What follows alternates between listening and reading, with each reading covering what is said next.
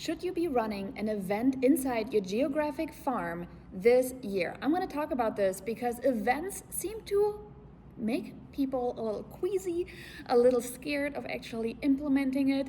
But at the end of the day, these are some of the best things you can do to actually get in front and into conversation with people who live in your geographic farm.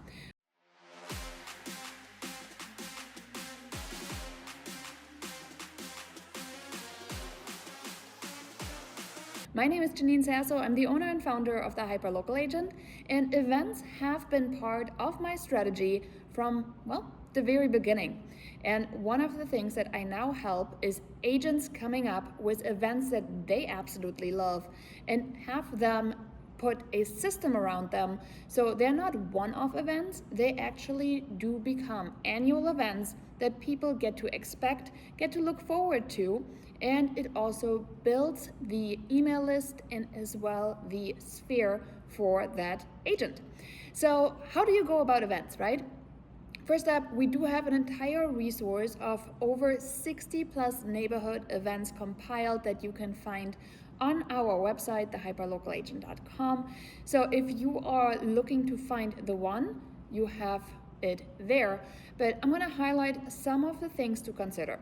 And first up, one of the rules that we have is we're going to start with one event, but we're trying to work up to more than one in an ideal world, because the more events you have, the less direct mail you have to do.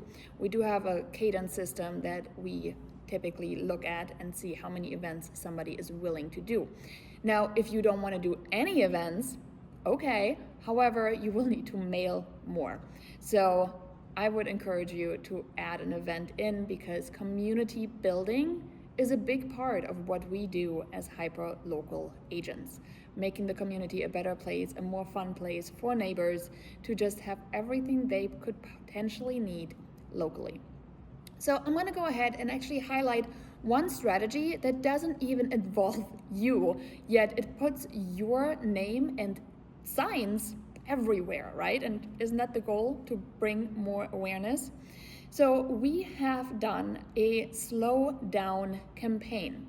And what that is really just a corrugated plastic sign, those yard signs that you see, and it has the words slow down on it, and then courtesy of, Janine Sasso, and we do have these available for our neighbors. Now, in order to get one of those, we will drop them off if they are within a zip code. So we have the stipulation that they need to be local for this to work. And we are going to make sure that we drop these off based on them filling out a form. Now, for us, everything is automated inside GeoCentral, so we don't even have to worry about it.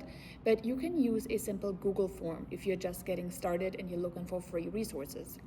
Now, the next part is obviously to promote that you're doing it, right? Promote, promote, promote. You'd be shocked how much it takes to give away free signs to the community. And yes, you can partner with somebody, you can have a vendor partner assist you with it. There's a lot of ways to make this more affordable. But the best part is that you can really continue to help bring awareness to issues that your neighborhood is facing, such as people going too fast and they're worried about their kids, right?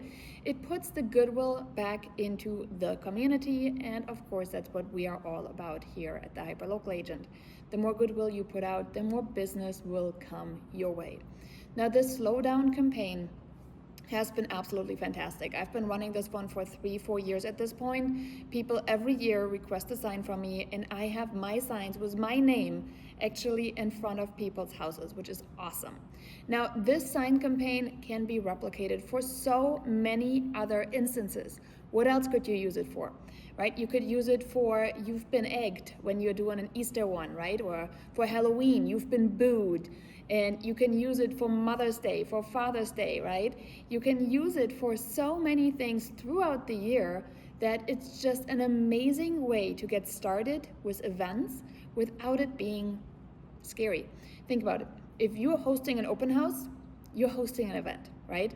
And this is really nothing else. You're putting yourself out there. You're saying, hey, I'm going to do that. And if you like to be part of it, well, here are the details.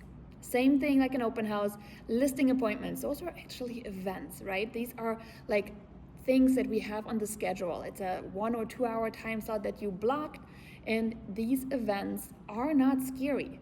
And neighborhood events don't have to be scary either, especially some that are low budget, where you don't have to worry about being stuck with a whole lot of bills and nobody showed up. So I hope this was helpful for you to really start wrapping your brain around how can I implement an event this year that's not scary, that I can do and implement? Because at the end of the day, my goal is to help more agents become hyperlocal agents, because at the end of the day, that is what we're really all about and what community is there for. So I hope you found this helpful. As always, thanks for listening, and I'll see you in the next episode.